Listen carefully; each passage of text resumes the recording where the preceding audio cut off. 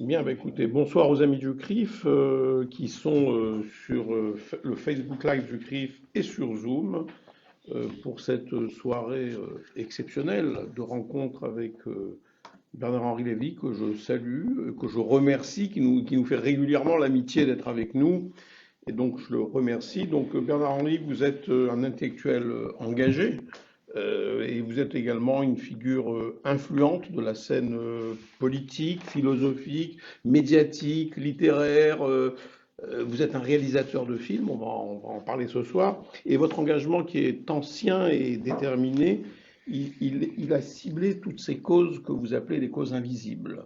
Les causes invisibles, et vous avez pour souci essentiel d'appeler les puissances occidentales à intervenir dans ces conflits qui sont des conflits oubliés depuis des années, et cela vous conduit sur tous les fronts pour rencontrer ces oubliés des médias et des sommets internationaux. Et dans votre dernier livre, Sur la route des hommes sans nom, publié chez Grasset en mai 2021, donc c'est très récent, vous rassemblez ces reportages, ces rencontres, et vous conduisez le lecteur dans le Nigeria de Boko Haram, vous nous emmenez au Kurdistan d'Irak et de Syrie, vous nous transportez sur la ligne de front où s'affrontent Russes et Ukrainiens, et puis on va également en Somalie. La Somalie qui est aujourd'hui livrée aux bandes islamistes et au Bangladesh, jusqu'à l'Afghanistan qui est en train de retomber sous la coupe des talibans, la Libye, et on sait combien la Libye vous préoccupe, et puis aussi en Europe, dans les camps de la misère de Lesbos, où je pense qu'on va en parler ce soir. Et c'est en grande partie ces oubliés du monde que l'on retrouvera d'abord sur Canal+, le 22 juin, puis dans les salles de cinéma à la rentrée, pour le film que vous avez réalisé, Une autre idée du monde, et c'est un film que vous leur avez consacré. Et puis, nous sommes au CRIF, donc nous parlerons ce soir aussi de votre engagement fort dans la défense d'Israël et des Juifs. Et pour vous interroger ce soir, nous avons autour de la table un autre ami qui est Frédéric Aziza. Frédéric Aziza qui est journaliste, qui est chef du service politique à Radio J et qui est l'animateur politique de la station, et c'est lui qui a créé, qui anime le fameux forum Radio J. Voilà. Et nos internautes auront bien évidemment à la fin, donc on aura bien évidemment cette partie de cette rencontre qui sera réservée aux questions des internautes qui m'arriveront directement sur mon mobile et que je vous transmettrai directement. Mon cher Frédéric, la parole est à vous. Alors peut-être une première question, Bernard Lévy. Pourquoi 50 ans après euh, votre, euh, votre, comment dire, engagement au Bangladesh, pourquoi vous avez trouvé nécessaire, jugé utile d'écrire ce livre, de produire ce film qui, quelque part, sont des biographies de vous-même,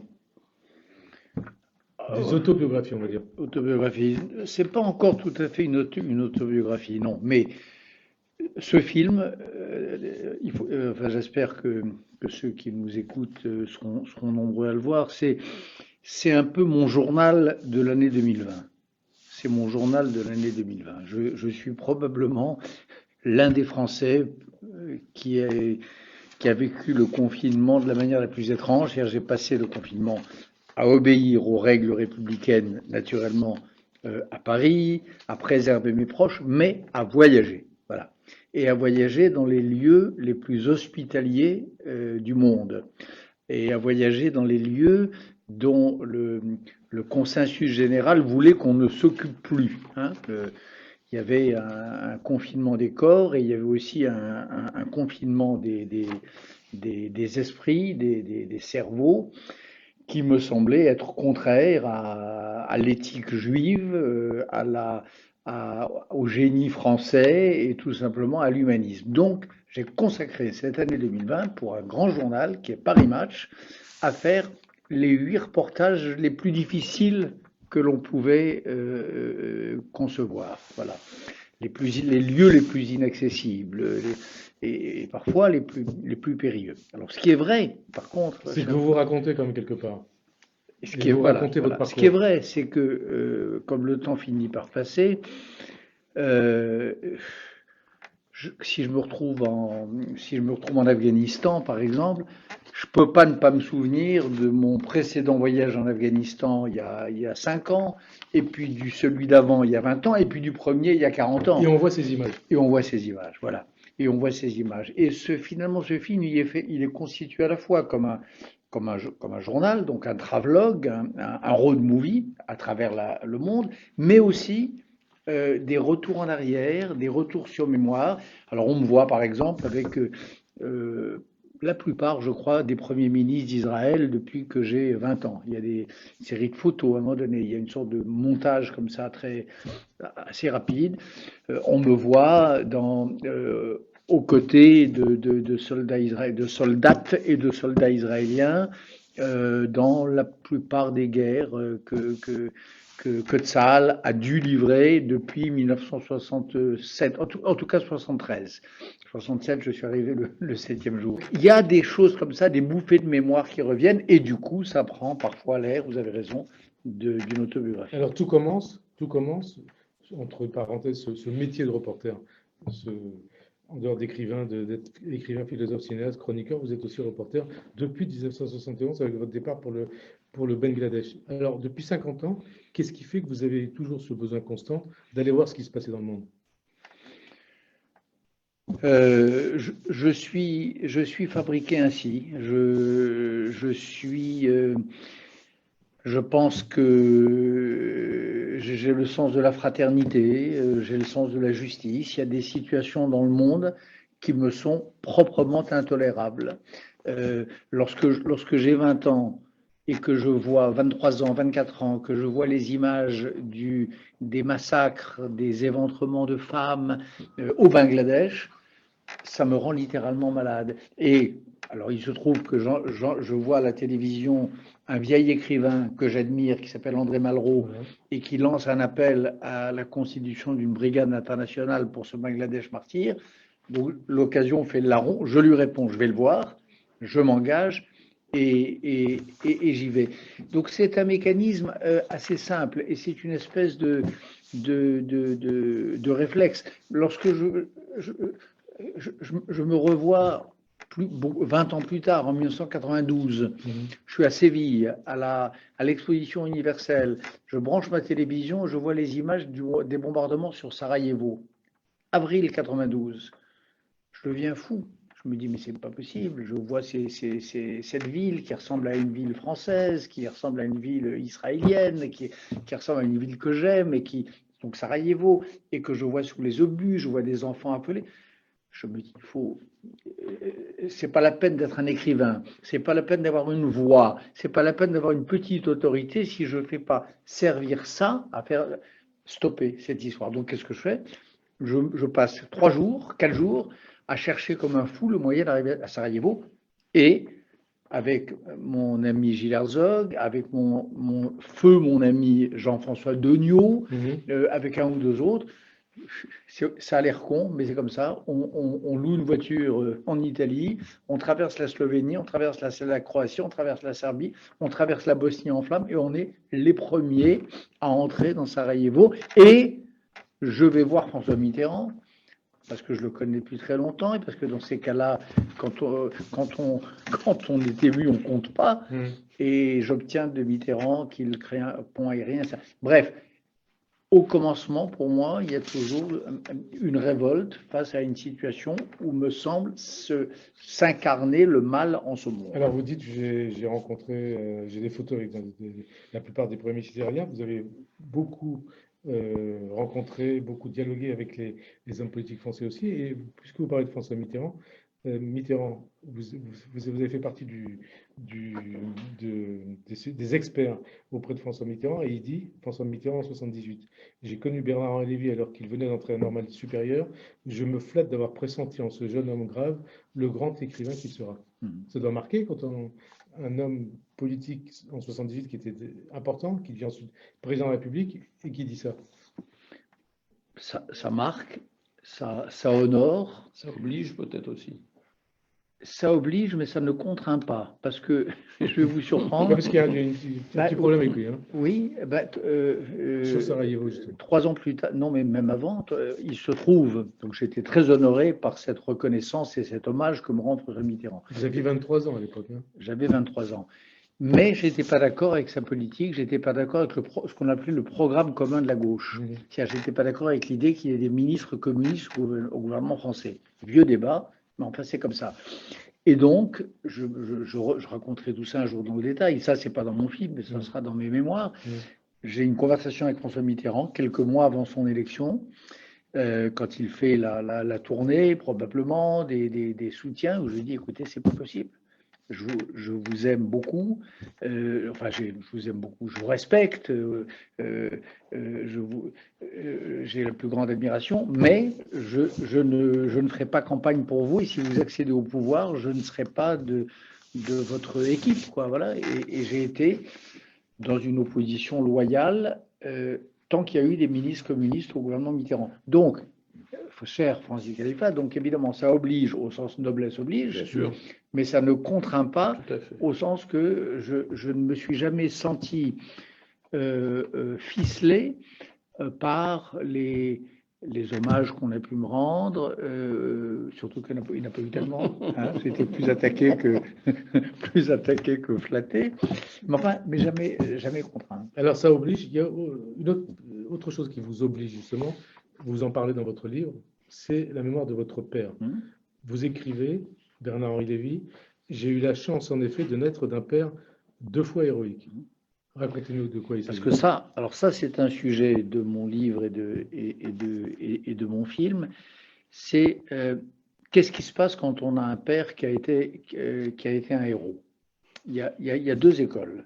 Il y a l'école Alfred de Musset, Confession d'un enfant du siècle, qui dit c'est trop lourd, ça écrase et on est paralysé par le spectre comme ça du commandeur. Bien.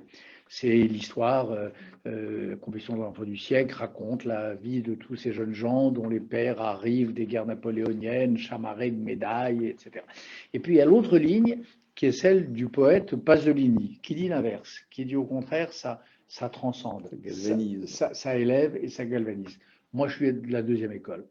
Moi, j'ai un père, en effet, Oui, parce qu'il faut préciser qui a été un héros de la France libre, cité au feu, décoré à Monte Cassino parmi le petit groupe des Français d'adoption. Il y avait des Polonais, il y avait des Tabors marocains et il y avait ce qu'on appelait des Juifs indigènes, c'est-à-dire des Français d'Algérie qui avaient été déchus de leur nationalité française et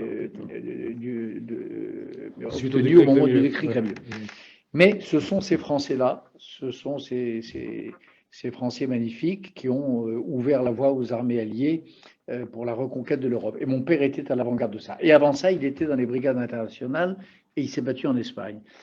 Eh bien, cet exemple-là m'a obligé, élevé et habité. Et dans les scènes les plus, enfin pour moi, les scènes du film, hein, les plus émouvantes, quand je me suis trouvé dans le plus grand péril, quand j'ai eu le plus peur, parce qu'il y a des moments de ce film, Une autre idée du monde, où j'ai eu peur, ce que j'ai en tête, c'est l'image de mon père. Voilà.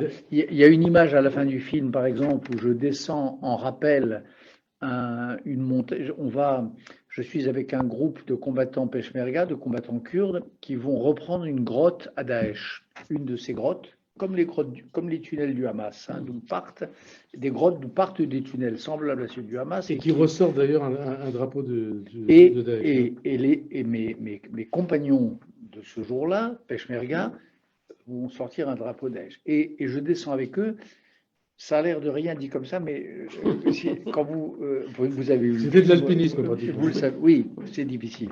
Et il y a un moment, en effet, de vertige, pas vertige physique, mais vertige moral. Et ce qui me fait tenir la corde, au sens propre, ce qui fait que je ne lâche pas la corde c'est la mémoire de mon père. Et c'est ce que je viens de vous rappeler tout à l'heure, et je ne voudrais pas comparer l'incomparable, hein, et blasphémer, mais mon père, à l'assaut du pic le plus élevé de Monte Cassino, j'ai, je peux le dire, c'est ça qui m'a fugitivement traversé l'esprit quand j'étais avec mes camarades peshmerga suspendus à cette corde en rappel au-dessus du vide. C'est important, il faut dire le nom de votre père. André Lévy. André Lévy. Sans votre père, André Lévy, est-ce que vous seriez le Bernard-Henri Lévy d'aujourd'hui, d'hier Mais sans mon père et sans ma mère. et sans votre mère, vous en parlez aussi de Et votre sans mère. ma mère, dont je parle un petit peu, mais non, qui était bien charmante, bien extrêmement jolie, extrêmement cultivée.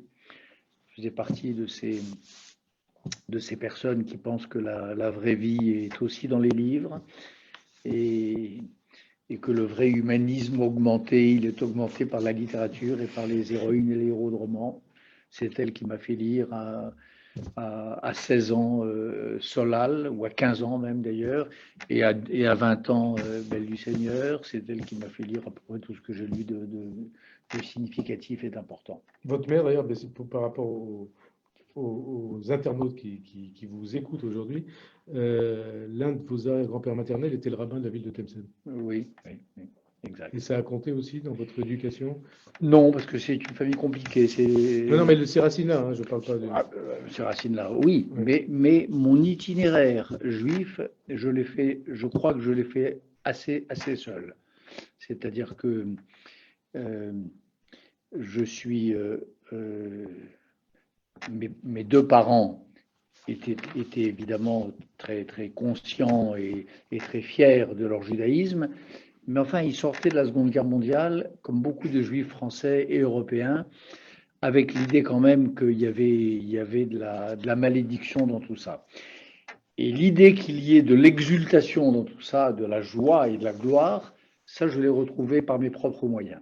Quand j'ai écrit un livre qui s'appelait Le Testament de Dieu en 1979, et beaucoup plus tard, il y a quelques années, l'esprit du judaïsme. Voilà.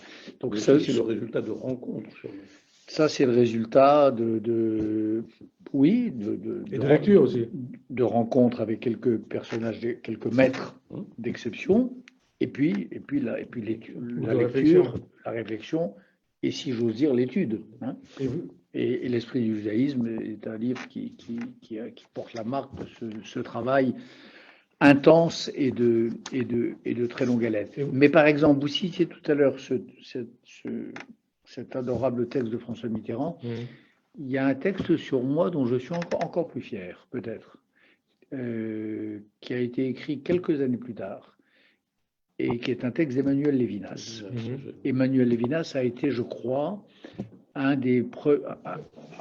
été un des premiers intellectuels français à me saluer. Il y a eu Roland Barthes, il y a eu Philippe Solers et il y a eu Emmanuel Lévinas. Et ce texte, il l'avait écrit à propos du Testament de Dieu. Il est repris dans un de ses livres qui s'appelle Nom propre, le texte de Lévinas. Et ça, pour moi, c'est un kavod. Alors, un kavod, alors justement, un autre terme hébraïque. Vous parlez du tikkun olam, tikkun olam du monde dans votre livre. Ah bah, oui, dans mon film, bien sûr, oui. Mais ça, aujourd'hui, mais vous êtes en plein, puisque vous êtes dans la réparation de ce monde qui est... Voilà. Et c'est vrai que j'appartiens à une génération qui croyait qu'elle avait le choix, comme Marx, entre interpréter le monde ou le révolutionner, d'accord? Interpréter, c'est-à-dire le conserver, c'est-à-dire se contenter de raconter ce qui se passe, et quand ce qui se passe, c'est des carnages, on tient la comptabilité des carnages, ou bien le révolutionner, c'est-à-dire le réécrire sur une page blanche. J'ai longtemps pensé que c'était ça l'alternative. Et c'est vrai qu'en redevenant intensément et profondément juif il y a 40 ans, j'ai compris qu'il y avait une troisième voie, qui était la réparation du monde. Et vous dites, je n'ose dire une mitzvah, en tout cas, l'ultime dessein sera la réparation, donc le tikkun olam du monde. Oui. Hein, et votre parcours, c'est ça pour vous? Mon parcours, c'est ça. Alors, je m'occupe aussi, j'aime aussi la littérature, j'aime aussi la vie, j'aime aussi le plaisir, j'aime aussi les joies simples de l'existence. mais un des piliers je crois, de mon existence, une des choses qui me fait me lever le matin et qui me fait dormir la nuit sans trop de cauchemars, c'est l'idée qu'en effet, je peux contribuer un peu à ce que le monde ne se décrée pas. Et alors, c'est pour ça que vous allez donc voyager dans le monde. Donc, on a cité le Bangladesh tout à l'heure, la Bosnie, Sarajevo, l'Afghanistan, le Cambodge, le Nigeria, le Rwanda, le Darfour, la Somalie, la Libye, le Kurdistan, l'Ukraine ou encore le Soudan. Donc, des guerres asymétriques. Donc, Olivier Royan de Paris Match, il faut lui rendre hommage, hein. Olivier Royan, il a disparu depuis, il n'est plus là. Mais en tout cas, c'est lui qui vous a demandé d'aller couvrir pour Paris Match, comme vous l'avez indiqué tout à l'heure, et d'en ramener des images. C'est quoi ce mécanisme qui pousse quelqu'un, qui vous a poussé à aller auprès des plus affligés depuis 50 ans? Ben, C'est ça le tikkun olam du monde? C'est ça le tikkun. Oui, vous savez, il n'y a pas 36 solutions. Ou bien vous allez du côté des moins affligés, des puissants, d'accord? Ou bien vous restez chez vous dans votre tour d'ivoire, ou bien vous allez du côté au secours de ceux qui ont froid, qui ont faim, qui ont soif, qui n'ont pas de nom, qui quand ils meurent n'ont pas de tombe, qui quand ils meurent ont pas de nombre, on ne sait pas combien ils sont. Et c'est ce troisième choix-là que j'ai fait. Alors, ça ne m'empêche pas de redresser aussi un peu chez moi, j'aime bien ça aussi. Ça ne m'empêche pas de fréquenter parfois quelques puissants, mais j'ai une conception assez instrumentale de la fréquentation des puissants, et ils le savent d'ailleurs. Le pacte est assez clair, c'est-à-dire que quand j'ai la chance d'avoir accès à un puissant, je m'en sers pour les causes que je crois justes. Alors, c'est toutes celles que vous avez dites, et c'est Israël, qui est pour moi, comme vous le savez, une cause absolue. On va en parler. Inconditionnelle. On va en parler. Donc, vous dites, vous allez voyager dans le monde, vous allez essayer de réparer, et pourtant, il y a beaucoup de critiques. Hein, vous êtes la cible d'énormément de critiques, notamment, on dit Bernard-Henri Lévy, il ne pense qu'à lui, il est narcissique. Qu'est-ce que ça vous fait d'entendre tout ça? D'entendre, de voir tout ce qui est écrit sur vous? Pas grand-chose. Franchement, pas grand-chose, je vous assure. Je suis désolé, vous trouvez une autre question? Alors, il y en a d'autres questions, mais parce qu'il fallait vous poser ces questions. Oui, je sais, mais c'est pas pour ça qu'on a. Ça me concerne si peu. Alors, on revient à votre film. Je voudrais qu'on parle de Vladimir Zelensky, hein, le président juif d'Ukraine que vous avez rencontré, qui vous a dit Poutine n'a pas de regard. Et vous dites aussi, je suis fier d'avoir accompagné, on le voit dans le film, on voit les images de l'époque, la révolution de Maïdan. Bernard Lévy. Oui, parce que... Et parce que, je précise aussi pour les internautes, on voit aussi que quand vous êtes allé en Ukraine, vous êtes aussi allé vous recueillir à Babi Yar. Ah, pas seulement me recueillir, j'ai représenté, François Hollande et la France pour le 75e anniversaire de Babi Yar. Hein. Il y avait le président d'Israël, il y avait le président allemand, il y avait le président polonais, il y avait et puis j'ai porté ce jour-là la voix de la France, j'ai prononcé un discours à Babi Yar. Donc ça, pour moi, c'est en effet un rendez-vous majeur. Et le destin de ce peuple ukrainien, la façon dont il est en train de faire le deuil, de faire le travail sur soi-même, sur sa propre mémoire, de l'antisémitisme, me passionne, et deux, me semble devoir être accompagné. Je crois que c'est très important. Un peuple, c'est pas le peuple tout entier, parce qu'il y a des connards, il y a des salauds, il y a des néo-nazis, il y a tout ce qu'on voudra. Mais enfin, le peuple, le pays de la Shoah par balle, qui porte à la magistrature suprême ce juif d'affirmation qu'est Volodymyr Zelensky, c'est quand même incroyable. Il vous a parlé de son judaïsme? Bien sûr. Qu'est-ce qu'il vous a dit? Il m'a dit qu'il était je veux pas parler, je veux pas parler à sa place, mais bien sûr qu'il m'en a parlé, bien sûr il le vit au quotidien, enfin, il vit les valeurs juives au quotidien, et il pense que son judaïsme n'a pas été un obstacle à son élection. En tout cas, il a été élu. Donc ça me passionne. Voilà. Et quand je pense que de l'autre côté, en revanche, en Russie, Donc du euh, côté de Poutine, du hein. côté de Poutine, ils sont en train de faire le chemin inverse, c'est-à-dire ce pays qui a contribué à libérer l'Europe du nazisme, qui est en train de faire route vers l'antisémitisme, qui est en train de monter. Et je me dis que ça vaut la peine de défendre les Ukrainiens et de faire ce que je fais dans le film, c'est-à-dire de prendre le temps de parcourir ces 460 kilomètres de tranchées, de lignes de front, de Verdun gelé, dans des conditions difficiles, fatigantes, parfois sous le feu. On aux vous voit dans côtés. les tranchées Oui, avec des balles russes, hein, oui, qui oui, sifflent. oui. Et vous avez eu peur à ce moment-là. Il y a d'autres moments du film Mais quand vous voyez, vous ressentez peut-être que votre vie est en danger. oui, bah, vous savez, d'abord, tous les reporters de guerre savent que leur vie est en danger à tout instant. Et moi, quand je fais du reportage de guerre, j'ai ce sentiment, bien sûr, oui. Mais, mais voilà, il faut d'abord, euh, je veux dire une chose. Dans la plupart des moments de ce film, euh, j'ai vu la réaction de mes très proches, de mes amis, de ma famille, de ma femme, de mes enfants. En effet, ils ont eu très peur rétroactivement. Ils étaient très surpris par certaines scènes. Mais je crois qu'ils ont eu Mais vous plus. leur avez dit avant que vous alliez. Attendez, ils ont eu plus peur que moi. Ouais. Parce que quand on est dans l'action, On n'a pas le temps d'avoir on n'a pas peur. le temps d'avoir peur. On n'y pense pas. On a peur avant, on a peur après, on a peut-être moins peur pendant, oui. Et quand on a peur, est-ce qu'on se dit, il faut que j'arrête?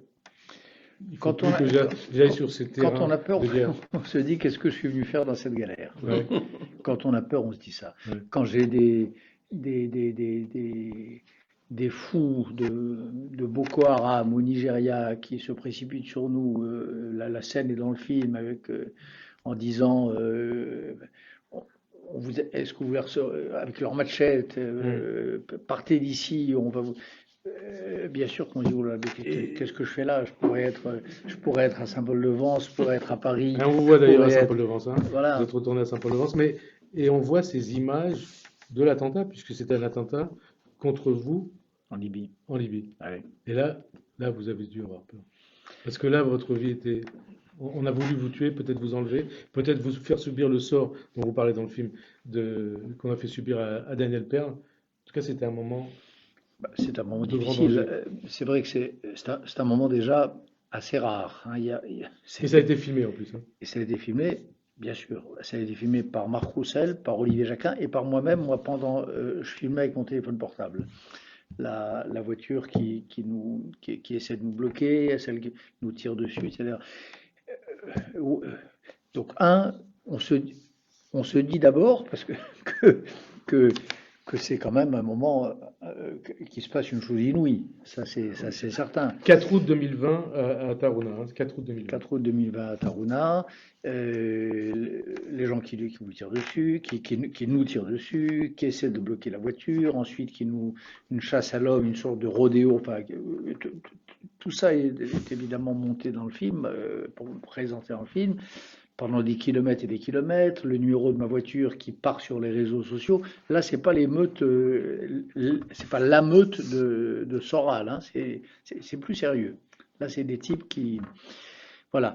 Donc, oui, il y a un moment de vertige là tout de même. Il y a un moment, mais honnêtement, moi, je serais bien resté davantage. C'est les gens adorables et très efficaces qui s'occupaient enfin les gens, il y avait deux, de ma sécurité, qui m'ont dit il n'est pas question de, voilà, il faut rentrer. Et d'ailleurs, Et c'est le président Macron m'a téléphoné quelques heures plus tard, très très vite après, et la même chose. et d'ailleurs, ce qui n'a rien à voir avec le film, mais ce qui n'est pas dans le film, mais quand même, vous vivez sous protection policière. On arrive à vivre comme ça, 24 heures sur 24, 7 jours sur 7, sous protection policière. Et qu'est-ce qu'on se dit quand on a cette nécessité d'être protégé? Parlons du film, Ouais. Frédéric Azida. Enfin, c'était une question comme ça. Le film, donc vous montrez, en tout cas, c'est un fait, Bernard-Henri Lévy. Vous montrez, par exemple, ces images de ces femmes torturées, massacrées, violées, et aussi, donc, comme vous l'avez dit tout à l'heure, celle des tortionnaires du Nigeria qui veulent nettoyer le continent africain des chrétiens. Et vous dites, c'est un État gangréné par l'islamisme. L'islamisme, c'est une nouvelle barbarie, mais à visage inhumain. Oui, enfin, vous savez, là-dessus, je répète la même chose depuis 1994. Mhm. En 1994, j'ai publié un livre qui s'appelait La pureté dangereuse et où j'étais, je pense, l'un des tout premiers à parler d'islamo-fascisme. Mhm. Hein, d'islamo-fascisme, c'est-à-dire, c'était un livre de philosophie, La pureté dangereuse, et je disais qu'il y avait un noyau conceptuel, un noyau commun, qui avait donné trois variants, hein, le nazisme, le stalinisme et l'islamisme radical aujourd'hui. Voilà. Alors, les trois ne sont pas comparables. Le nazisme surpasse tout le reste, évidemment, en horreur et en abomination. Mais enfin, l'islamisme, c'est un variant de ça. Après Donc, le nazisme, après le communisme. Hein. oui, donc j'ai pas changé d'avis. Et donc, cet islamisme radical, je m'y oppose d'abord, bien entendu, en France, depuis bien longtemps, et aux côtés du CRIF et de toutes les femmes et les hommes de bonne volonté en France qui se mobilisent à nos côtés. Mais je le cherche, je le dénonce en Irak, en Syrie, au Nigeria, quand ces victimes sont juives et quand elles sont chrétiennes, ou quand elles sont musulmanes, les victimes en question, parce que les Kurdes, qui sont parmi les pires ennemis de ces islamistes radicaux, ce sont eux-mêmes des musulmans. Alors justement, les Kurdes, on voit. Est-ce que vous renvoyez face à face l'islamo-gauchisme et l'islamo-fascisme? Pour moi, l'islamo-fascisme, ça veut dire que l'islamisme radical est un fascisme. Voilà. Après, les fascismes, ils ont toujours eu une aile droite et une aile gauche. Hein, et le nazisme lui-même, quand on regarde sa naissance, dans les prodromes du parti nazi dans les années 20, il y avait des révolutionnaires conservateurs et il y avait ce qu'on appelait des nationaux bolcheviques. Déjà, les frères Strasser, c'était l'aile nationale bolchevique du nazisme naissant. Et dans leur panthéon personnel, il y avait les théoriciens racistes, il y avait les antisémites enragés, et puis il y avait un peu les Lénine ou des léninistes. Bon, c'est comme ça le fascisme. Aujourd'hui, c'est pareil. Il y a une aile gauchiste du fascisme. Et ce qu'on appelle, et ce que Jean-Michel Blanquer ou Madame ou la ministre de l'Éducation, de l'enseignement supérieur, ont dénoncé à juste titre dans les universités sous le nom d'islamo-gauchisme, ça fait partie de ça, oui. Ça fait partie de cette nébuleuse fascisante qui s'organise autour de l'islamo. Alors, on revient au film. Et par rapport à Daesh, au combat, à la guerre contre Daesh, vous montrez une nouvelle fois ces femmes kurdes, ces combattantes kurdes. Oui, parce qu'elles sont. Et d'ailleurs, quand vous dites devant ces femmes kurdes, on voit ces images, on vous entend dans le film. Je veux surtout passer du temps avec celles qui sont en première ligne, des femmes pour qui le féminisme se livre, les armes à la main. Oui, c'est une bataille qu'elles livrent les armes à la main. Oui, ce sont des grandes féministes. Ce sont des grandes défenseuses de la cause des femmes. Et en effet, au péril de leur vie. Ça, c'est des femmes kurdes de Syrie, mais aussi d'ailleurs d'Irak. Et c'est vrai que j'ai passé du temps parce que je voulais comprendre. cette bravoure insensée, cette abnégation, cette façon à la fois de rêver au-dedans d'elle-même d'une vie de famille, de rêver d'amour. C'est des jeunes filles, elles ont 20 ans, elles rêvent d'amour, elles rêvent d'avoir des enfants, elles rêvent de fonder un foyer, mais pour Mais elles l'heure, sont prêtes à mais sacrifier pour leur l'heure, vie. Hein. mais pour l'heure, elles veillent sur leur mort. Mm. Et elles défendent leur patrie, et elles tiennent la ligne de front, et elles s'opposent à la fois à l'éventuel retour de Daesh et aux escadrons de la mort d'Erdogan. D'Erdogan. Et c'est vrai que ces femmes, je leur consacre un long moment de ce film, parce que d'abord c'est comme ça, je me suis trouvé, encore une fois c'est mon journal de cette année-là, donc, mais c'est pas comme ça tout à fait par hasard, c'est vrai que j'ai pour elles une grande révérence. Une grande révérence. Et puis, et vous allez voir les choses, vous allez voir les gens, vous avez rencontré les enfants de Daesh en territoire kurde, et vous leur dites deux choses.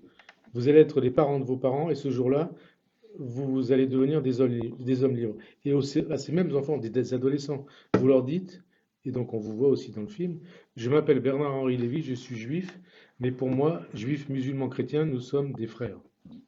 Bah oui. Oui. Et alors, quand vous voyez ces enfants de Daesh, c'est pas la chose la plus originale que j'ai dite de mais quand ma même, vie, mais dans cette mais c'est important de voir mais dans cette les prison regards. d'enfants, voilà. Ouais. Mais est-ce que c'est audible pour eux? Voilà. C'est ça, c'est ça qui est très important. C'est que je crois il était important de leur dire. Et je crois pouvoir affirmer que c'est pour la plupart d'entre eux, c'est En audible. tout cas, ça a l'air d'être audible quand Et j'ai on voit le rencontré regard. des gamins là, parce que j'ai passé là encore, là, je crois que c'est la première fois hein, dans ce film qu'on filme ces enfants de Daesh. Hein, en gros, c'est des gamins que leurs parents ont embarqués dans cette espèce de folie meurtrière qu'est l'engagement Daesh. Tantôt le père, tantôt la mère, tantôt les deux. Et qui parle français. Ils Hein. les ont embarqués, c'est des Français, ben, ils ont des passeports français, ils sont Je français, précise pour les ils viennent de auditeurs. Toulouse, ils viennent de Lyon, ils viennent de la banlieue parisienne, etc. Leur père est mort, entre guillemets, au combat. Moi, j'appelle pas ça le combat, le terrorisme, c'est pas le combat. Mais enfin, leur père est mort, leur mère souvent est morte. Quand elle n'est pas morte, les parents sont dans des camps, des prisons tenues par les forces kurdes. Et les gamins sont là, ballottés par la guerre, avec des souvenirs atroces évidemment dans la tête. Et c'est vrai, je leur dis à un moment donné, vos parents vous ont mis des idées terribles dans la tête, des mauvaises idées dans la tête. Eh bien, un jour, c'est vous qui mettrez, ceux de vos parents qui ne sont pas morts, ceux qui qui auront purgé leur peine, ce sera à vous d'être les instituteurs de vos parents. Et un enfant qui remet son père ou sa mère dans le droit chemin, eh ben, ça peut être une aventure magnifique. Et j'ai senti que certains de ces garçons-là, qui étaient en face de moi, étaient prêts à tenter cette aventure. C'est vrai que c'est ce qu'on ressent quand on voit ces images. Alors, au passage, et vous parlez d'Israël tout à l'heure, on va en parler. Vous rappelez, dans votre livre, je ne sais plus si vous le dites aussi dans le film, que vous avez été l'un de ces sympathisants gauchistes, en 68, plus nombreux que l'on l'a dit, qui ne sombrèrent jamais dans la maladie infantile de la haine d'Israël. Oui, ben j'ai été en effet. Parce que les gauchistes de 68, enfin il y avait beaucoup de juifs aussi, mais oui, l'anti-israélisme primaire, ça voilà, existait. Voilà. Mais y compris chez les juifs de ces organisations d'extrême gauche de ma génération, il y avait un rapport, donc moins qu'on puisse dire, et qu'il était compliqué la haine de soi, à quelque Israël. part. Oui, il y avait de la haine de soi, il y avait un universalisme mal compris, il y avait surtout un judaïsme mal entendu, c'est-à-dire il y avait l'idée absurde, idiote, ignorante que le judaïsme était un particularisme, alors que le judaïsme, aujourd'hui on commence à le savoir, est un universalisme, mais il a fallu du temps à ma génération pour approfondir cela. Mais ce qui est vrai, c'est que par rapport à d'autres, pour ce qui me concerne, je n'ai jamais, par exemple, j'ai toujours aimé Israël. Mon premier voyage en Israël, c'est en 67, au lendemain de la guerre des 6 jours. J'ai donc 18 ans, 19 ans, et je suis ébloui par Israël. Je suis émerveillé par la terre d'Israël, par la pierre de Jérusalem, par Ben Gurion. Je raconte dans l'Esprit du judaïsme ma première rencontre avec lui. par ce pays que je ne connais pas et où tout parle à mon âme en secret, pour parler. Voilà, donc je n'ai jamais trempé, même, c'est un fait, hein, même le bout d'un petit doigt dans l'antisionisme de gauche, euh, que j'ai toujours considéré comme une infamie. Vous dites d'ailleurs aujourd'hui, l'antisionisme, vous l'avez dit sur Radio J il y a 8 jours, l'antisionisme, c'est le seul antisémitisme possible. Oui, c'est-à-dire que l'hégélien que je suis se dit que s'il y a dans cette folie et dans cette déraison absolue qu'est l'antisémitisme, s'il y a une part de raison, c'est-à-dire une réflexion, quelle est la meilleure manière d'attirer des masses, de se faire entendre si on déteste les juifs? Est-ce qu'il faut dire que ils ont un gène de trop? Ça marchera pas. Est-ce qu'il faut dire qu'ils ont un nez de travers? Ça fait plus recette. Est-ce qu'il faut dire ils mangent tout cru, le sang des enfants? L'antisémite d'aujourd'hui se dit le bon truc, ce qui va faire recette, ce qui va rallier des foules de gens, c'est l'assimilation des Juifs à Israël, l'assimilation d'Israël à un État fasciste et l'assimilation des Palestiniens à un nouveau peuple, une sorte de nouveau peuple damné prenant le relais du peuple juif. Ou un peuple, entre guillemets, génocidé. Voilà. Donc c'est vrai que c'est ça que je veux dire, mais ça je le dis depuis 40 ans. Oui, mais bon, vous savez, c'est dans votre film. C'est dans mon film, voilà. Mais mon film, je crois, semble qu'une des choses qu'il dit, c'est la relative cohérence de mon parcours. Bien sûr. Attendez, en 1981, je publie un livre qui s'appelle Questions de principe 1, parce que depuis j'en ai fait 14 ou 15 autres, des questions de principe. Et dans ce livre-là, 1981, je dis, la question n'est pas de savoir si les antisionistes sont antisémites, ça c'est évident. La question est de savoir si on peut être sérieusement antisémite aujourd'hui sans être antisioniste. Et la réponse est non. La réponse 1981. Et alors, il y a quoi? Il y a 40 ans. 40 ans. Voilà. 40 ans, les 40 ans du 10 mai, c'est donc il y a 40 ans. Alors vous rappelez aussi dans votre film, et vous citez Malraux. Qu'est-ce qu'il disait Malraux? Les gens que j'aime le plus sont ceux qui font la guerre sans l'aimer. C'est ça, Israël? Oui, bien sûr, c'est une des beautés de Tzahal, parce que je connais bien, enfin, moins bien que Claude Lanzmann, mais je connais bien Tzahal. J'ai interviewé beaucoup de soldats israéliens, j'ai couvert certaines guerres d'Israël, j'ai couvert la première guerre à Gaza, j'ai couvert la guerre du Liban de juillet 2006 pour le Monde, j'ai accompagné une unité d'élite Golani de l'autre côté. Et on voit les images. On voit quelques-unes de ces images. Donc je connais un peu l'armée israélienne. Et ça, il y a deux choses qui sont incontestables. C'est l'économie, mais tellement parcimonieuse des vies humaines, les vies juives et aussi les vies de l'autre côté, des tirs précis, on prévient avant, on envoie des messages. J'ai vu tout ça. Et pourtant, je l'ai vu de mes yeux. Vous avez vu ce bien sûr, qu'on a dit après le dernier conflit à Gaza, les Israéliens ont tué des innocents. Ben oui, mais c'est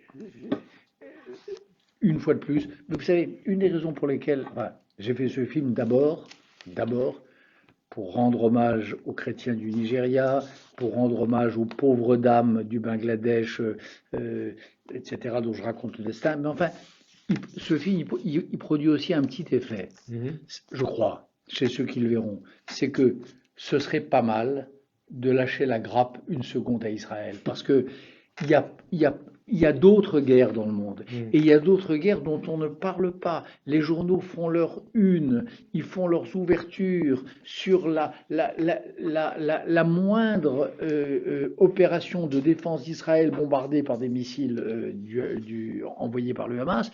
En revanche, ils ne disent pas un mot. Notamment, vous dites sur les Ouïghours. Comment vous pouvez l'expliquer?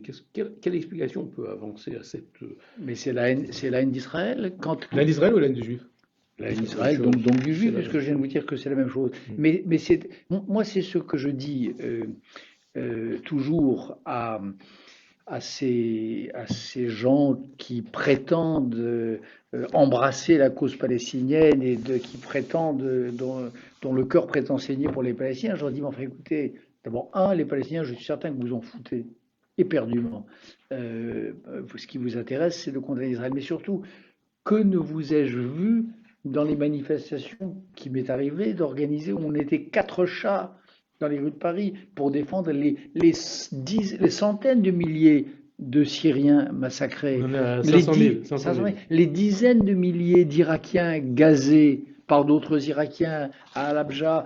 Comment ça se fait que je ne vous ai pas entendu quand ce sont les femmes kurdes dont nous parlions tout à l'heure qui meurent par milliers sous les bombes d'Erdogan ou Daesh? Pourquoi vous n'êtes là que quand c'est Israël qui est dans le paysage? Voilà. Donc, ce film, il a, je crois, cette peut-être ce mérite annexe là. Et d'ailleurs, et aussi, on peut aller plus loin, il a aussi le mérite de montrer que parfois, ce qu'on appelle entre guillemets la cause palestinienne a aussi pour effet d'obscurcir euh, le reste du monde, de nous rendre aveugles à d'autres martyrs vécus par d'autres peuples. De faire oublier ce qui se passe dans le monde. Ben oui, on est en train arrive bientôt le 20e anniversaire de la conférence de Durban. Événement de sinistre mémoire. Vous connaissez le tableau des ONG qui se réunissent en Afrique du Sud pour dénoncer l'esclavage, le racisme, l'oppression, le génocide et les massacres en tout genre. Et qui dénoncent les Juifs. Et il y a des délégations qui viennent du monde entier. Moi, c'est des gens que je connais. Je sortais à l'époque de la même genre de série de reportages, mais pour le monde. Donc, je connais des Burundais, je connais des Sri Lankais à l'époque, je connais des Rwandais, des rescapés du génocide qui arrivent à Durban, mais plein d'espoir, plein de colère et plein d'espoir. Ils se disent enfin une scène où nous allons pouvoir faire entendre notre voix, où nous allons pouvoir commencer de demander réparation, où nous allons faire entendre la plainte de nos victimes ou leurs souvenirs. Et ils s'aperçoivent que la scène est littéralement monopolisée par la cause palestinienne et par des appels au meurtre contre les Juifs, contre Israël d'abord, et contre les Juifs, one Jew, one bullet. Et 20 ans après, ça continue. Mais est-ce que vous imaginez le désarroi d'un représentant des intouchables indiens, d'un rescapé d'un massacre en Angola, qui voit qu'il n'y a de place dans les consciences progressistes occidentales que pour un peuple, les Palestiniens. Mais c'est affreux. Donc, cet islamo-gauchisme, cet international soi-disant ami des Palestiniens, je dis soi-disant parce que je pense qu'ils s'en moquent au fond d'eux-mêmes, elle a aussi cet effet-là, cet effet d'obscurcissement, cet effet de raréfaction des paroles autres. Et moi j'ai fait ce film, au fond, aussi, pour donner leur voix et donner la parole à ces paroles tues et non entendues par cette espèce de progressisme dominant. Israël toujours. Une seconde, peut-être pour rester sur Durban, vous savez qu'en septembre 2021, justement, l'ONU organise une commémoration justement de des 20 ans de Durban. Dès à présent, les États-Unis ont annoncé avec le Canada, l'Autriche et Israël qu'ils ne participeraient pas à ces cérémonies. Est-ce que vous pensez que notre pays, la France, pays des droits de l'homme, doit participer à ces cérémonies? Moi, je suis pour une cérémonie où on dénoncera le Durban d'il y a 20 ans. Je suis pour ça. Mais là, c'est pour le célébrer. Bah oui, il ne faut pas y aller. Évidemment qu'il ne faut pas y aller. Évidemment qu'il ne faut pas y aller. Et il faut faire à côté de Durban, je ne sais pas où, il faut faire un événement, et je serais tellement heureux que la France soit à l'origine, où on parle du martyre des chrétiens du Nigeria, où on parle des morts de la guerre d'Ukraine tous les jours, où on parle des femmes kurdes vaillantes et héroïques, où on parle des femmes afghanes qui sont en train de retomber sous la coupe des talibans, où on parle de tout ça, de tous ces peuples oubliés, de toutes ces guerres ignorées. C'est ça qu'il faut faire aujourd'hui. Il ne faut pas au lieu de commémorer cette infamie que fut Durban, il faudrait faire un anti-Durban à la même date, essayer d'en prendre l'initiative ou réfléchissons-y, un anti-Durban qui parlerait des guerres, des massacres qui ont lieu aujourd'hui, qui passent sous les radars et dont la plainte est assourdie par la vocifération des gens qu'on va entendre à Durban. Israël alors, parce que c'est aussi dans l'actualité de ce soir Israël. Qu'est-ce que vous inspire cette perspective, cette possibilité de changement de gouvernement et de Premier ministre en Israël, parallèlement avec l'arrivée d'un nouveau président? Moi, pour l'instant, je Herzog. suis très content déjà qu'Israël ait un nouveau président, et ce nouveau président-là, Yitzhak Herzog, donc Isaac Herzog, Bougie Herzog, qui est ancien dirigeant travailliste, que je connais Que vous bien, connaissez bien, oui. ancien travailliste, directeur de l'agence juive, l'un des hommes qui en Israël, qui non seulement croit que le sionisme n'a pas dit son dernier mot, mais qui est prêt à lui donner un nouveau souffle. Et il dit Ça, qu'Israël reste un État juif, hein, il est président de l'agence juive, c'est normal, et il dit je suis pour la solution à deux États. Oui, il a raison. Désigné par 87 des 120 députés de la Knesset. Et c'est vrai que c'est difficile. Je vois pas très bien comment Israël pourrait rester l'État des Juifs, comme disait Théodore Herzl, s'il était demain dominé démographiquement par une majorité palestinienne. Donc il faut bien un deuxième État. Alors, on revient au film, si vous voulez bien, Bernard-Henri Lévy, surtout aux dernières images du film, on voit avec le fils du commandant Massoud, qui a repris le flambeau et on voit les images de vous avec son père, juste avant son assassinat en 2001, 9 septembre 2001. Et donc, le fils du commandant Massoud a repris le flambeau de son père assassiné, et on vous entend dire au fils Massoud, quand vous luttez pour votre liberté, vous luttez pour notre liberté. Je dis ça au père, c'est une image de 98. Excusez-moi, oui, excusez-moi, ça c'est le 9 septembre 2001. Voilà, 9 septembre 2001, vous dites ça au père. Ça je Donc, le dis quelques jours avant. un peu avant sa mort, oui, père. On est dans une. 9 septembre 2001. On est dans je suis avec lui en Afghanistan et je l'invite, je l'exhorte et je l'invite, parce que comme j'ai tous les culots, je l'invite aussi à venir en France et à venir délivrer son message au président Chirac et à défaut du président Chirac, au ministre des Affaires étrangères de l'époque. Et c'est à peu près ce qui s'est passé d'ailleurs, puisqu'il est venu assez vite. Et voilà, et je lui dis ça. Et je lui dis, il est important que vous veniez en France parce que vous avez des informations importantes à donner aux Français. Massoud est venu à Paris pour annoncer que qu'il y avait quelque chose qui s'appelait Al-Qaïda et qui était en train de préparer des actions abominables.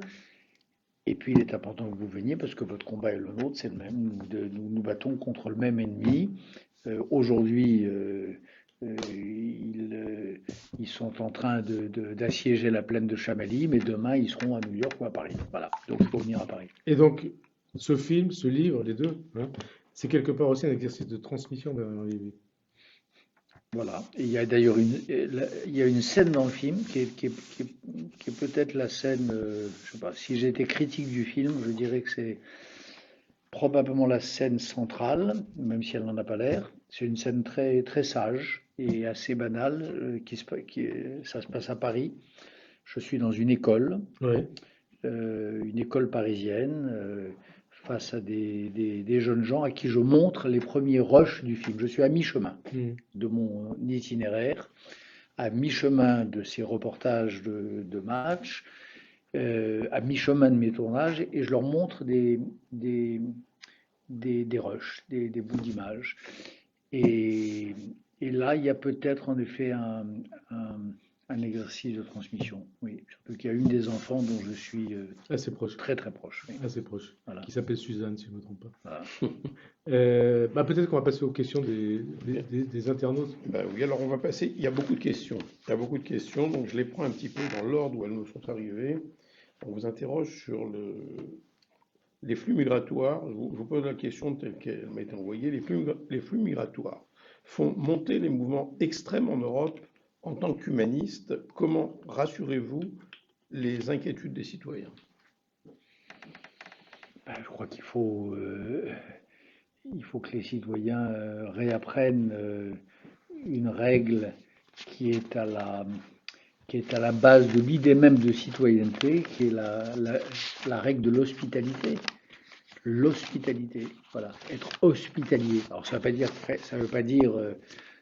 pas dire que les gens, qu'il y a un droit d'installation universel partout et pour tout le monde, mais ça veut dire qu'il y a des lieux qui sont structurés selon des valeurs, qui ont des usages, qui ont une culture, et qui, à condition que ceux qui demandent l'hospitalité soient prêts à respecter ces usages et cette culture, et à respecter, c'est-à-dire à les admirer vraiment, ont le devoir de les recevoir. Parce que l'hospitalité, justement, dont vous parlez, c'est quelque chose qui est rejeté par le Front National, par Oui, le Rassemblement oui, national. oui.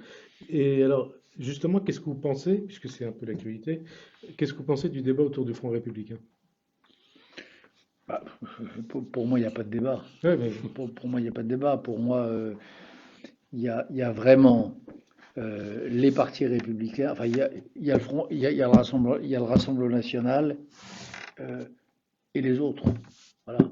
Et, et demain, je préférerais toujours, quel que soit euh, mon histoire, ma généalogie personnelle, je préférerais toujours quelqu'un qui ressemble à Valérie Pécresse, à Xavier Bertrand, à Emmanuel Macron ou à Olivier Faure, à quelqu'un qui porte les couleurs de Marine Le Pen. alors justement, Bernard-Henri Lévy, qu'est-ce que vous dites aux Juifs, hein, Bernard-Henri Lévy, qui sont tentés par le vote Le Pen ou par le vote Rassemblement national? Qu'est-ce que vous leur dites? Bah, qu'il qu'il s'égare et que ceux d'entre eux qui portent la kippa, bah, je leur dis que ils la porteraient plus, puisque Marine Le Pen l'a dit, hein, puisqu'elle met la kippa sur le même plan Mhm. que, que, que le voile, que le hijab, que le voile islamique, ceux qui ont le souci de manger cachère, je leur dis ils auront aussi des problèmes. Ceux d'entre eux qui ont le, le souci qui portent encore le deuil des morts de la Shoah, je les renvoie à une interview qu'a donnée Marine Le Pen à Haaretz il y a quelques années, qui était glaçante. Voilà, ils s'égarent, Il s'égare. Et ils sont alors, fous. peut-être de ma part une dernière question là-dessus. Qu'est-ce que vous dites à Éric Zemmour, hein, qui est quelque part l'avocat de Marine Le Pen et de ses amis, et même de Marion Maréchal Le Pen, ou même Gilles-William Gonadel, qui fait un peu qui est un peu le communicant de Marine Le Pen? Qu'est-ce que vous leur dites à ces deux personnes? Goldenel, il est avocat pour Non, l'instant mais je ne parle pas, je de parle Sarah d'avocat. Non, non, je parle de d'avocat au second degré. de la famille de Ouais. Sarah Halimi. Mais Moi, c'est comme ça que je le vois. Hmm. Je le vois comme l'avocat de la famille de Sarah Hmm. Halimi. Éric Zemmour. Éric Éric Zemmour, Zemmour qui dit Pétain a sauvé les Juifs. bah oui, mais Les Juifs français. il a dit devant Devant moi. vous, hein. Il a dit devant Il y a eu un moi. procès depuis. Il a dit devant moi. Ouais. Je lui ai volé dans les plumes. Je lui ai dit que c'était là encore qu'il s'égarait et que c'était honteux. Voilà, je ne vais pas le redire ici, je préfère le lui dire en face. Je le lui redirai. D'ailleurs, D'accord. je risque de le redire assez vite. Et de toute façon, il y a d'autres questions des Alors, internautes. une autre question qui fait presque penser à un sujet de philo. Alors, aujourd'hui, la haine monte partout en France et en Europe. Pensez-vous que le progrès tue l'espérance? Bah, je pense qu'il y a je pense que le progrès, en effet, n'est pas toujours progressiste. Je pense que je pense que le progrès peut être une idée réactionnaire. Je pense que le progrès peut avoir des effets terrifiants. Par exemple, cette haine dont parle votre interlocuteur, c'est celle qu'on voit déferler sur les réseaux sociaux, c'est celle qu'on voit se déferler sur Twitter, celle dont je suis personnellement, je ne suis pas le seul, vous aussi, Bien et sûr. vous aussi d'ailleurs, victime tous les jours. Bah, c'est le progrès. Hein. S'il n'y avait pas des géniaux ingénieurs en Californie qui avaient fabriqué ces machines, tous ces illettrés, ces imbéciles et ces fachos n'auraient pas le droit à la parole, et ce serait mieux. Hein. Donc il y a un progrès technique, qui a provoqué quelque chose qui n'est pas un progrès, qui est que tous les imbéciles aient la parole. Donc vous avez raison, bien sûr que le progrès peut tuer la sagesse, la rationalité, et pas tuer l'espérance. L'espérance, elle est indestructible, heureusement, en tout cas pour moi. Allez, une autre question. Alors, cet internaute qui vous remercie pour votre livre et votre travail et qui vous demande, qui a une question au sujet du droit d'ingérence. N'est-il pas le droit du plus fort et n'est-il pas à géométrie variable? Comment faire en sorte de trouver le bon équilibre à son application? Il est à géométrie variable, c'est incontestable. C'est vrai que personne ne va aller affronter la Chine pour sauver les Ouïghours. C'est malheureux, c'est immoral, mais c'est vrai. Personne n'a volé au secours des victimes de Poutine ici ou là. C'est vrai aussi. Donc il est à géométrie variable. Ça, c'est incontestable, parce qu'il est obligé de composer avec la réelle politique. Voilà. Alors, est-ce que, parce qu'il est à géométrie variable, il doit être passé aux oubliettes et aux pertes et profits de l'histoire? Est-ce que parce qu'on ne peut pas défendre la démocratie partout, il faut la défendre nulle part? Non. Quand on peut, il faut le faire. Voilà. Et il faut prendre ce qu'on peut. Alors, j'avais une question d'un autre internaute qui vous demande quels sont les résultats que vous attendez de vos actions et comment saurez-vous que vous avez contribué à la réparation du monde? Ça dépend, il y a pas les actions en général, ça dépend des cas. Je parlais tout à l'heure de ce reportage que j'avais fait au moment de la première guerre de Gaza. J'avais fait un grand reportage, je ne sais plus si c'était pour Le Monde ou pour le Journal du Dimanche. Mais je me rappelle très bien, j'étais entré dans Gaza avec, enfin j'avais accompagné une unité combattante israélienne dans Gaza et j'avais apporté mon témoignage. J'avais dit bon que en effet c'était une guerre, qu'une guerre c'est jamais joli, mais enfin que c'était une guerre de défense, que les soldats israéliens faisaient très très attention, que c'était pas Dresde, qu'on tapait un immeuble parce que il y avait des lance-missiles qui s'y étaient installés, qu'on tapait pas l'immeuble voisin, et ainsi de suite. Bien, j'ai publié ce reportage. Je crois que c'est dans le journal du dimanche.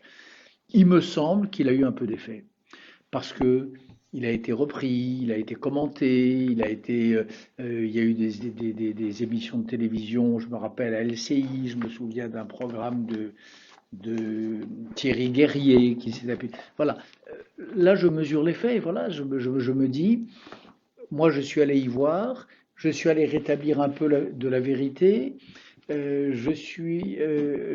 J'ai démontré pièce en main que cette propagande anti-israélienne qui déferlait sur les médias était de la propagande, était de la désinformation.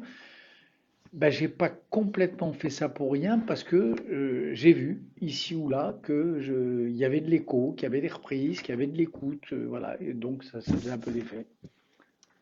Une question sur la Pologne. Alors, l'internaute vous demande si vous avez eu l'occasion de rencontrer les dirigeants polonais et de les alerter sur l'antisémitisme Oui. qui est sur le retour en Pologne.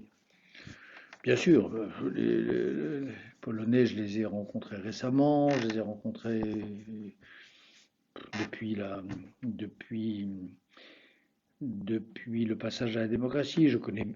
J'ai j'ai assez bien connu, j'ai rencontré souvent Lech Walesa, par exemple, voilà. Et donc, bah, c'est comme ce que je vous disais pour les Ukrainiens tout à l'heure, sauf qu'ils sont beaucoup moins avancés dans ce travail, hein. Euh, les Polonais, les meilleurs des Polonais savent qu'il y a cet énorme cadavre dans le placard. Ils savent que l'antisémitisme polonais a été une quasi-religion. Ils savent que le catholicisme polonais a été proprement infecté par l'antisémitisme. Ils en connaissent la mécanique. Ils savent qu'à l'origine de cet antisémitisme polonais, il y a eu une certaine conception du nationalisme, un nationalisme messianique. En gros, un antisémite polonais, c'est quelqu'un qui dit, depuis le milieu du 19e siècle, nous sommes une nation martyre, nous sommes une nation humiliée, or nous sommes une nation exemplaire, donc nous sommes aussi une nation élue, les derniers seront les premiers.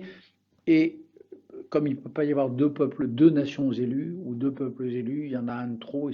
Voilà. Il y a des Polonais qui savent ça.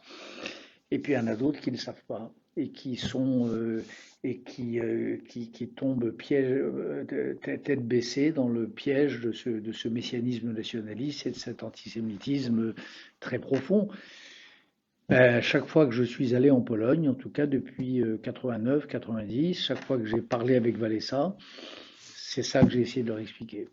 C'est ce débat-là que j'ai essayé d'engager. Euh, voilà, avec plus ou moins de succès, avec des moments où j'ai eu le sentiment que la cause de la vérité progressait, et puis d'autres, et notamment en ce moment où j'ai le sentiment que la nuit est en train de retomber sur toute une partie de l'intelligentsia du peuple polonais. Mais, mais voilà, il faut continuer.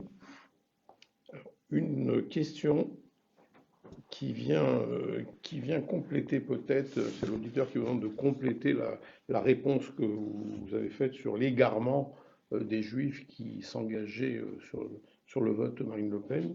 Et la question de savoir, est-ce que ceux qui votent Mélenchon ne s'égarent-ils pas tout autant? Si, bien sûr. C'est ça, je m'attendais à votre réponse. Bien sûr, bien sûr. Mais il fallait la poser. Ah oui, oui, on peut. Je vois pas là encore comment on peut être juif et s'engager derrière un homme qui lui-même défile derrière des banderoles de soutien au Hamas et à Sarcelles ou ailleurs dans des manifestations où on crie mort aux juifs. C'est pas possible. Il y a un moment où il faut que nos amis euh, regardent les choses en face, soient cohérents avec eux-mêmes. Ne peut pas dire n'importe quoi. Vous comprenez? Allez, la dernière question, ça sera la conclusion qui va vous permettre de conclure en même temps. On vous demande un message pour la jeunesse française dans cette période d'incertitude. Le message, j'ai mis un an à le peaufiner, à l'affiner. J'y ai mis tout mon cœur, j'y ai mis toute mon âme, j'y ai mis une partie de ma santé.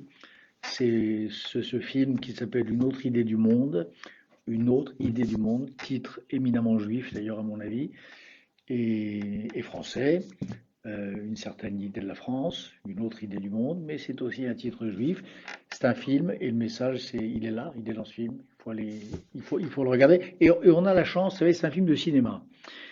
Mais Justement, préciser parce que un auditeur s'inquiète, enfin un internaute s'inquiète n'ayant pas Canal+, s'inquiète de ne pas pouvoir voir le film. Alors rassurons-le, il va passer au cinéma. Alors déjà, oui. Déjà, je rassure tous ceux qui ont Canal+, et qui sont quand même très très nombreux, qui ne seront pas obligés d'aller au cinéma pour le voir. Ça, c'est la première chose. Ça, c'est la bonne nouvelle. 22 juillet. C'est le 22 juin. C'est Canal+. Toute personne qui est abonnée à Canal+, j'espère qu'ils sont quand même assez nombreux, peut voir le film et verra d'ailleurs tous mes autres films, puisque je crois que Canal+ a organisé une sorte de rétrospective de mon travail de cinéaste depuis 25 ans. Il y a une soirée spéciale, il y a d'autres trucs autour. Et puis, alors, ceux qui n'ont pas Canal+, je les rassure, dans quelques semaines plus tard, le film sera dans les salles de cinéma. Voilà. Et mon message, il est là. Il est dans Une autre idée du monde. Mais je ne peux pas dire mieux. Non, mais écoutez, ça va qu'encourager les internautes à se ruer sur Canal+, ou dans les cinémas, si, voilà. Pour ceux qui n'ont pas Canal+, voilà. Ça sera sûrement à la rentrée. Et il sera diffusé également sur France Télévisions à la fin de l'été. Bien, bah, écoutez, il me reste, cher Bernard-Henri, à vous remercier. Vous remercier de la franchise avec laquelle vous avez répondu à toutes les questions qui vous étaient posées, de nous avoir donné, et je suis sûr que vous avez donné envie à de nombreux auditeurs et internautes de voir ce film, de s'imprégner de ce message que vous lancez à travers ce film. Et merci encore d'être, j'ai envie de dire presque, un ami du CRIF. Parce que vous nous faites souvent l'amitié. Dites-le.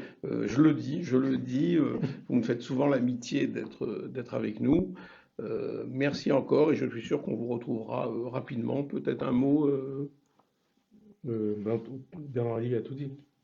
Et merci à Frédéric Aziza, Merci bien sûr à Frédéric. qui a mené cette soirée de main de maître. Voilà. Merci, cher. Merci et bonsoir à tous. Et donc, on donne rendez-vous le 28 juin, je crois.